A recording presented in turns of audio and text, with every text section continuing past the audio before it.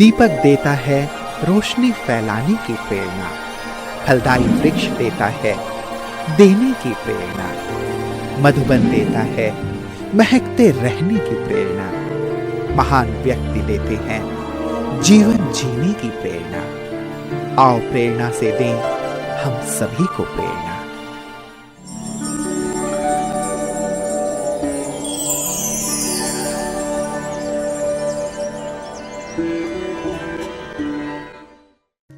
नागपुर महाराष्ट्र राज्य का एक प्रमुख शहर है। इसे ऑरेंज सिटी के नाम से भी जाना जाता है। नागपुर शिवाजी कॉलोनी ब्रह्मा कुमारीश्वरी विश्वविद्यालय की मुख्य संचालिका हैं राजयोगिनी मंजूषा दीदी जी। आपका जन्म 1978 में नागपुर में हुआ है। बचपन से ही आप नृत्य कला, नाटक आदि में विशेष रुचि रखती रही है। आप धैर्यता, शांत चित्त, मधुरता, विनम्रता, हर्षित मुक्ता आदि दिव्य गुणों से परिपूर्ण आत्मा है। 1998 में आपको नागपुर से ही ईश्वरीय ज्ञान की प्राप्ति हुई और उसी समय आपने अव्यक्त बाप दादा से ईश्वरीय मिलन मनाया। बाप दादा एवं दादियों से प्रेरणा लेकर आपने अपना जीवन तुरंत ही परमात्मा की सेवा में समर्पित कर दिया। तब से आप नागपुर सब जोन के विभिन्न सेवा स्थानों पर सेवाएं देते हुए 2012 से नागपुर शिवाजी कॉलोनी में अपनी ईश्वरीय सेवाएं प्रदान कर रही हैं। जन जन को ईश्वरीय संदेश देते हुए आपने अनेक कार्यक्रमों का आयोजन किया। दीदी जी के नेतृत्व में 150 से भी अधिक विद्यार्थी ज्ञान योग से अपने जीवन को भरपूर कर रहे हैं।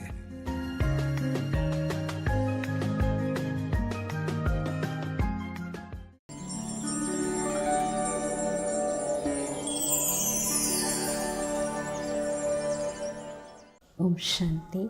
मेरा जन्म नागपुर शहर में ही हुआ है। बचपन से ही ज्ञान में हूँ। भंडारा शहर में पहली बार जब प्रदर्शनी लगी तब मेरी नानी और मामा जो है उन्होंने प्रदर्शनी देखी और फिर नानी ने जो भी वहाँ सुना उस आध्यात्मिक प्रदर्शनी के अंदर परमात्मा का जो परिचय उनको मिला वो एक लेटर में उन्होंने लिखकर मेरी माँ को भेजा। और जब उस माँ ने वो लेटर पढ़ा तो उससे पढ़ते ही उनको 3 साक्षात्कार हुए और जैसे कि उस दिन से ही वह बाबा के प्रति खींच ली। धीरे धीरे इन्होंने यहाँ पर सेंटर को खोजा और फिर उसके बाद में रेगुलर माता पिता ज्ञान में चलने लगे। जैसे ही कुछ दिनों में ज्ञान में चलने लगे तो गीता पाठशाला भी हमारे यहाँ ओपन हो गई। तब मैं 3 साल की थी। तब इतनी कोई समझ नहीं थी, पर ज्ञान में चलते जो संस्कार मुझे मिले और जैसे जैसे समझ आती गई तो मुझे योग के प्रति बहुत आकर्षण था। दीदियाँ बहुत पसंद आती थी और जो भी वहाँ पर होता था वो भी अच्छा लगता था। मम्मी और पिताजी इन्होंने पहले से ही ये संकल्प कर लिया था कि हमारी यह बेटी बाबा को समर्पित है और इसलिए जैसे जैसे बड़ी होती गई, जब भी कुछ होता था, प्रोग्राम्स होते थे या फिर कभी कुछ नई चीज़ खरीदना हो या फिर कोई साज श्रृंगार की कोई चीज़ हो, तो जब मैं उसे लेने के लिए कहती तो माँ कहती कि तुम्हें तो ब्रह्मा कुमारी बनना है, तुम्हें किस लिए चाहिए। तो मैं भी उसे सहज स्वीकार कर लेती थी। तो कभी सवाल नहीं आया कि क्यों बनना है, कैसे बनना है, वो जीवन क्या होता है, ये कुछ भी नहीं पता। जब भी मम्मी पिताजी के साथ सेंटर पर जाते थे तो हमारी बड़ी दीदी आदरणीय पुष्पा रानी दीदी जी जिनको मैं बहुत पसंद करती थी उनके गले लग जाती और दीदी बहुत प्यार करती थी। अन्य दीदियाँ भी मुझे बहुत प्यार करती थी। हमारी रजनी दीदी ने मुझे एक बहुत सुंदर सा भाषण रटवा दिया था और एक डांस सिखा दिया था। तो जब भी कोई प्रोग्राम्स होते थे तो दीदी मुझे अपने साथ ले जाती थी और उन्होंने नाम ही मेरा रख दिया था शांति की चिड़िया। इस प्रकार जब भी घर में क्लास होता था दोनों दीदियाँ आती थी, रहते थे और उनके साथ वो देखते थे ये बहुत शांत है और जो भी पहले सबको भोग बांटना, ये करना, ये सारी चीज़ें मुझे बहुत पसंद आती थी। सेंटर पर भी आते थे तो दीदी को अन्य बहनों के साथ जब मिलते हुए उनमें जो रूहानियत दिखती थी, उनमें जो वो रूहानी दृष्टि और प्यार दिखते थे, वो मुझे हमेशा से खींचता था।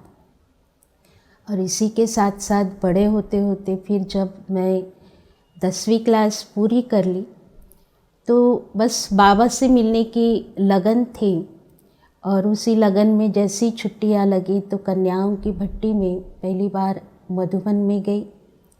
मधुबन में कन्याओं की भट्टी में जब बड़ी दादी जी से मिले तो दादी जी ने पूछा कि कौन कौन बाबा के घर में सेवाएं देना चाहते हैं। तब मैं भी खड़ी हुई थी।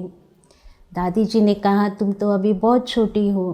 तो बोले कौन सी क्लास में हो? तो मैंने कहा दादी जी मैं तो 10वीं में हूँ। तो कहा अभी तो तुमको 2 साल और पढ़ाई करनी है। ऐसे करके वो करके पूरी वापस आ गई।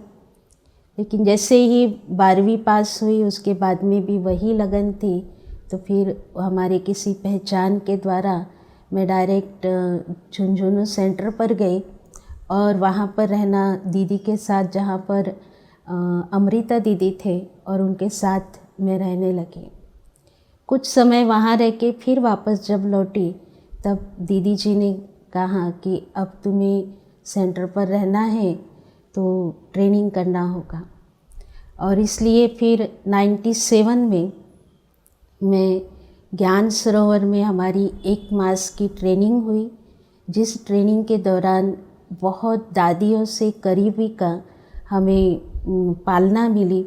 एक एक दादियाँ, तब का समय वो था कि जब दादियाँ हमारे बहुत नज़दीक बिठा कर के हमको हर क्लास कराते थे।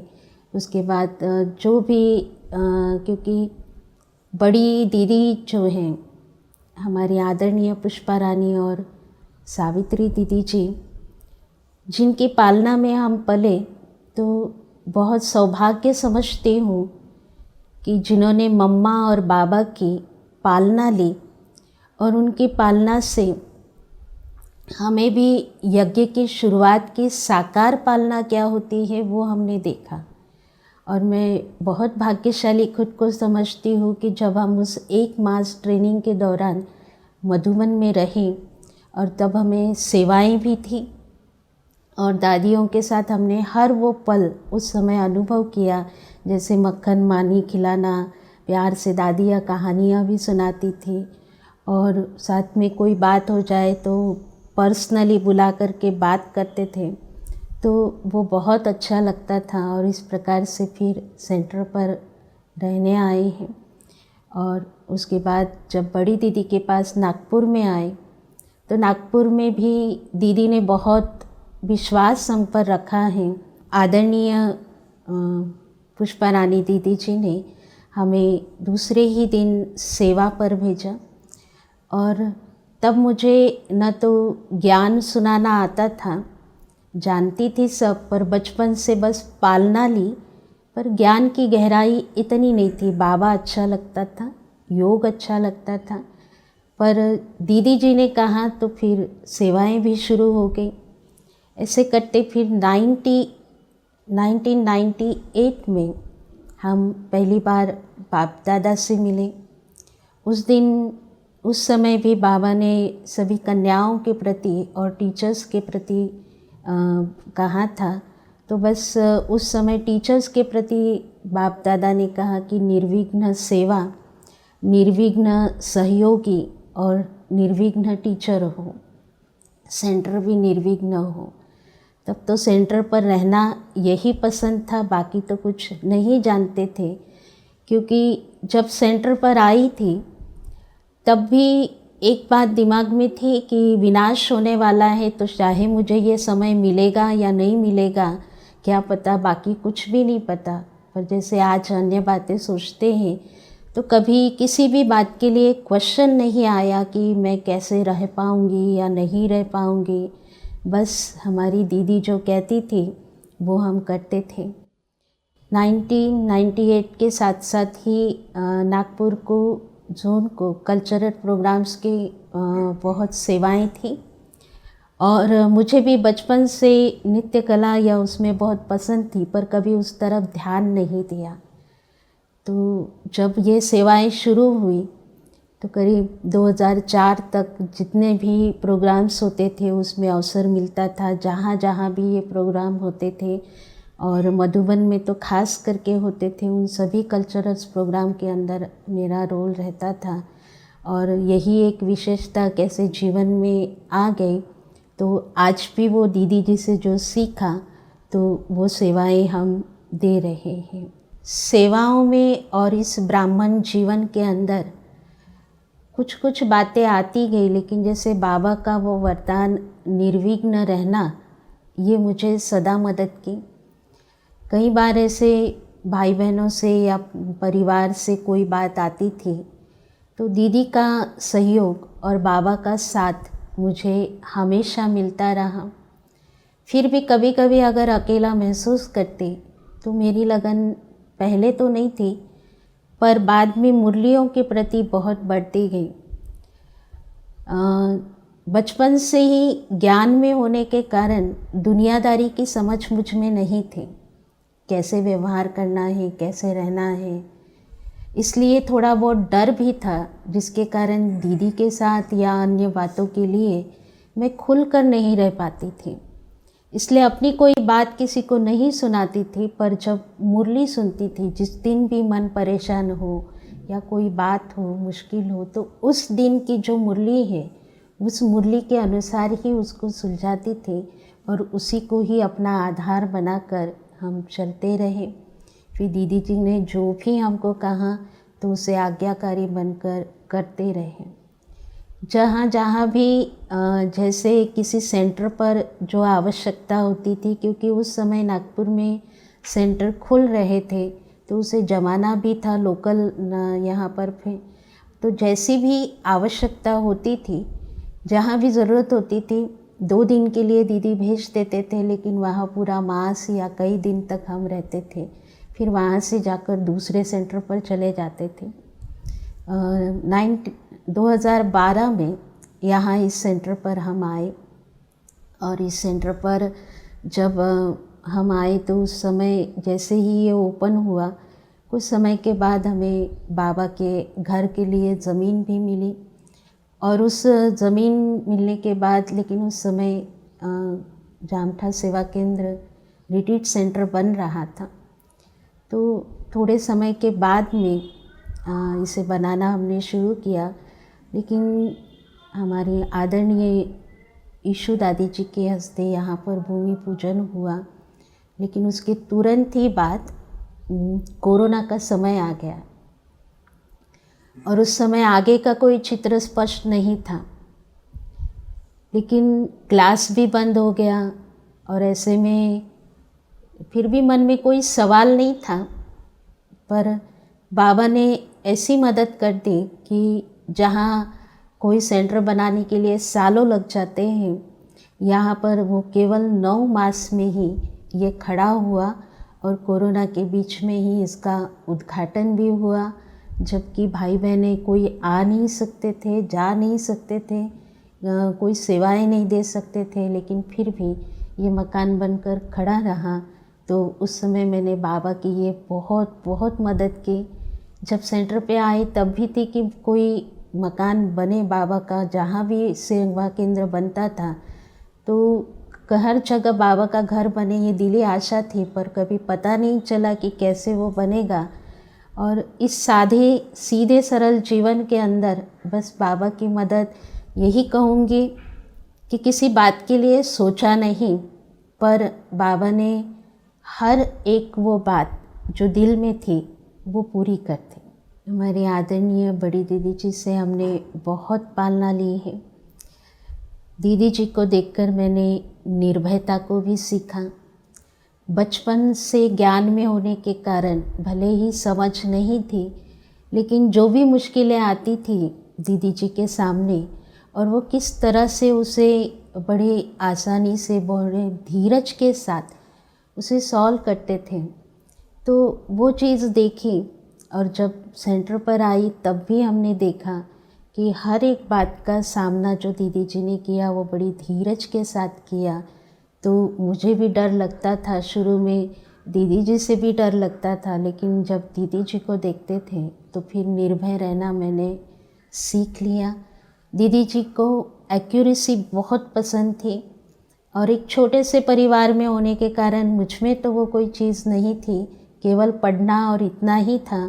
तो दीदी जी के साथ हमने डेकोरेशन करना, भोग बनाना, उसके अलावा अन्य हर प्रकार के, मैंने जैसे कहेंगे कि दीदी जी ने हमें ऑलराउंडर बनाया। आज अगर हम देखते हैं कि इस सेंटर पर हम हैं, तो यहाँ भी जब ओपन किया तो दीदी की बहुत दिली इच्छा थी कि यहाँ भाई बहनों को सेवा केंद्र मिले। अब उसमें मेरा स्थान था ये तो मुझे नहीं पता था, या निमित्त बनी वो तो दीदी जी ने ही बनाया। परंतु आज जो भी इसके अंदर जो है, मैं तो यही समझती हूँ कि दीदी जी की वो जो पालना है, जो हमें एक्यूरेट भी बनाती है, उमंग उत्साह भी दिलाती है। इसलिए सबकी पालना करना और उनको खुश रखना, यहाँ तक कि मैं खुद भी स्वयं को संतुष्ट रखूँ, ये बात हमने दीदी जी से ही सीखी। हमारी आदरणीय सावित्री दीदी जी, उनके साथ भी कुछ समय में छापरू नगर सेवा केंद्र पर रही। तब दीदी जी के अंदर इकोनॉमी का बहुत ही अच्छा गुण था, तो हर चीज़ और बहुत स्वच्छता। तो जैसे कहा कि पहले भी कि इतना ज्ञान नहीं था, परंतु घर को चलाना, यज्ञ के अंदर भंडारे का भी अपना एक बहुत बड़ा रोल होता है। उसमें सफाई रखना, स्वच्छता रखना, हर चीज़ की संभाल रखना, और फिर हर लाइट से लेकर हर चीज़ की कैसे इकोनॉमी करना है, वो भी हमने आदरणीय सावित्री दीदी जी से सीखा। और रजनी दीदी जी, जिनके लिए कहे कि उन्हें देख देख कर तो हम बड़े हुए हैं, उनका प्यार, उनकी रूहानियत, उनकी हर चीज़ हमेशा मुझे इम्प्रेस करती रही, प्रेरणा देती रही। और उन्हीं के ही कदमों पर चलने का, या उनकी जो मधुर वाणी है, और आज भी दीदी जी से जब मैं कुछ सुनती हूँ तो वो इस तरह सुना जाता है कि मैं कहीं भी रहूँ पर मेरे कान सुनते हैं। एक बार ऐसे हुआ कि हमें मधुबन जाना था, तो मैं टिफ़िन बनाने में या कुछ उन्हीं तैयारी में हम सब लगे थे, तो मैंने मुरली नहीं सुनी। लेकिन जब दीदी जी ऊपर आए मुरली सुनाने के बाद में, तब कहा आज तुमने मुरली नहीं सुनी। तो मैंने कहा दीदी जी मधुबन की तैयारी चल रही है ना, तो उसमें मैं थी इसलिए नहीं सुनी। लेकिन कहा कि तैयारी अपने समय पर है और मुरली अपने समय पर है। पर मैंने उस दिन से एक चीज़ सीख ली कि चाहे मैं कोई भी सेवा करूं, लेकिन कानों से वो जो सुना है, जो मुरली चल रही है, अगर कोई समय मुझे मुरली सुनने को समय नहीं मिलता है, तो पर कान मेरे वही सुनते रहते हैं और उस पर अटेंशन रहता है कि कौन कौन सी बात सुना रहे हैं। तो इस प्रकार आदरणीय रजनी दीदी जी से भी हमने सीखा। और आज भी जो बड़ी दीदी और सावित्री दीदी की पालना से हमें भरपूर कर रहे हैं, क्योंकि दोनों दीदियों के अंदर हमने मातृत्व ऐसे देखा कि जब मैं खुद एक बार बीमार थी और बड़ी दीदी जी बहुत सारी यात्रा करके वापस लौटे थे, वो खुद भी थक चुके थे, क्योंकि उनका भी स्वास्थ्य कभी कभी नीचे ऊपर होता रहता था। लेकिन दीदी जी मुझे मिले नहीं थे 2 दिन से, इसलिए दीदी जी जैसे ही घर में आए पहले मुझे मिलने आए। और जब मैं उस समय थी तो हर चीज़ का, मेरे खाने से लेकर वो सोई या नहीं सोई, उसको क्या दिया गया, वो हर चीज़ का कि एक माँ से भी ज़्यादा मैंने उस समय अनुभव किया कि भले ही अलौकिक पालना देने वाली माँ है, लेकिन वो भी बहुत प्यार से उन्होंने पालना दी। ऐसे ही हमारी मनीषा दीदी जी हैं, वो भी हमें हर बार में हर प्रकार की सेवा करने में और हर क्षेत्र में हमें आगे बढ़ाने के लिए बहुत प्रेरणा देती हैं, हिम्मत भरती हैं। उनके अंदर की जो गंभीरता है और उनके साथ साथ जो रमणीकता है, वो भी मुझे बहुत मोहित करती है कि उनके जैसा मैं बनूं। इस ब्राह्मण जीवन में जब से बाबा के बने हैं, उसके पहले से भी बचपन में मुझे अमृत वेला बहुत पसंद था। कभी उन्होंने माता पिता ने उठाया नहीं, पर मैं खुद ही उठ जाती थी। और आज भी मुझे वो बहुत अच्छा लगता है कि उस समय बाबा से हम बातें करें, और उससे बहुत फ़ायदा भी हुआ। साथ में मैं यही इस समय कोशिश करती हूँ कि मेरे कारण किसी को दुख ना हो या कोई विघ्न ना आए किसी के पास में, और सभी को मैं खुश रखूँ। और जो भी बड़ों ने हमारे ऊपर विश्वास रखा हुआ है, जो वो भावना हमारे अंदर रखते हैं, तो उसके ऊपर मैं आज्ञाकारी होकर चलूँ, जहाँ तक हूँ अपने हर तन मन को सफल करती रहूँ, जीवन को सफल करती रहूँ।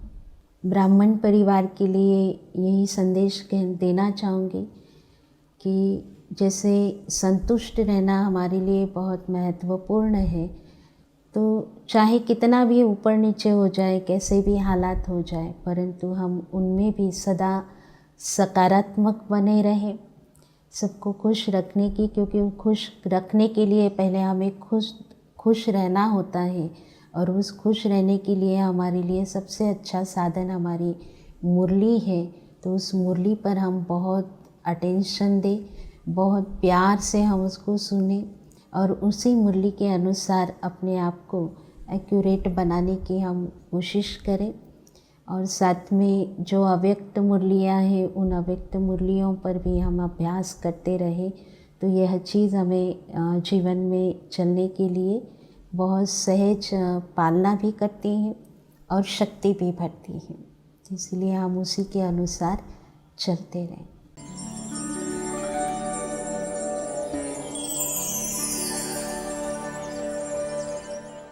मंजू दीदी को बहुत करीब से जानने का मौका मिला।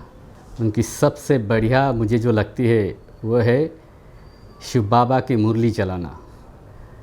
दीदी को मुरली चलाने की एक अद्भुत कला है।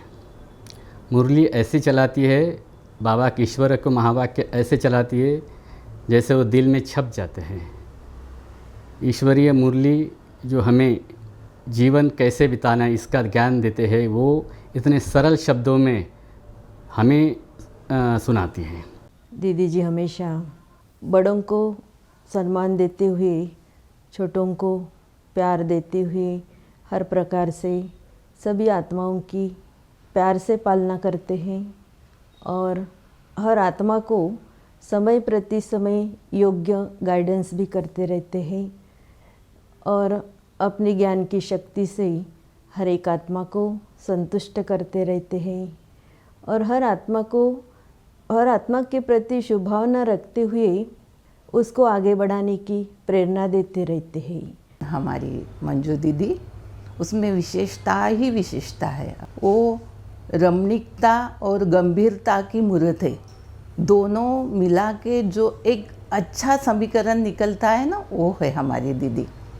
इतना प्यार आता है हमारे दीदी पर, कभी कभी ऐसा लगता है क्या दीदी क्यों बात नहीं करती, लेकिन बाबा ने बोला ना, जहाँ गंभीरता वहाँ गंभीरता और जहाँ रमणीकता वहाँ रमणीकता। जब मुरली सुनाते हैं बाबा की, तब तो रमणीकता की मूर्त बन जाती है। इतना खूबसूरत हस्ती है, पूछो मत। हमें लगता ही नहीं कि वो गंभीर मूर्ति यही है करके। दीदी की पालना में हमसे तो कभी ऐसा लगा नहीं कि भाई कि हमें कुछ कम ऐसी पालना में महसूस था। चाहे कोई भी भाई हो, बहन हो, माताएं हो, सभी को एक जैसी ही पालना देती है। और विशेषता जैसा है खासकर दीदी में, जो मुरली क्लास हम जब सुनते हैं तो ऐसा अनुभव होता है कि जैसी दीदी नहीं वो क्लास सुना रही है, जैसे स्वयं बाबा हमको सुना रहा है। दीदी की योग युक्त स्थिति, दीदी का ऑलराउंडर पार्ट बजाना, ये सब हमें बहुत प्रेरणादायी लगता है। दीदी जब भी कोई कार्य करती है बड़ी जिम्मेवारी से, बड़ी कुशलता से और हर कार्य को बड़ी सहजता से पार करती है। बाबा को वो साथी बनाकर जो कार्य करती है ना, तो वो बहुत सरल और सहज हो जाता है। यही बात मुझे बहुत प्रेरणादायी लगती है और उनसे सीखने लायक लगती है, और ये बात मैं अपने जीवन में उतारना चाहती हूँ। अंजू दीदी इतनी प्यारे स्वभाव की, और उनका कुमारियों के प्रति प्रेम, स्पेशली कुमारियों के प्रति प्रेम इतना है। और दीदी बाबा की फुलवारी की ऐसी बच्ची है जो हमेशा अपने सुगंध से, अपने सरल स्वभाव से सबके चेहरे पे मुस्कान लाती है।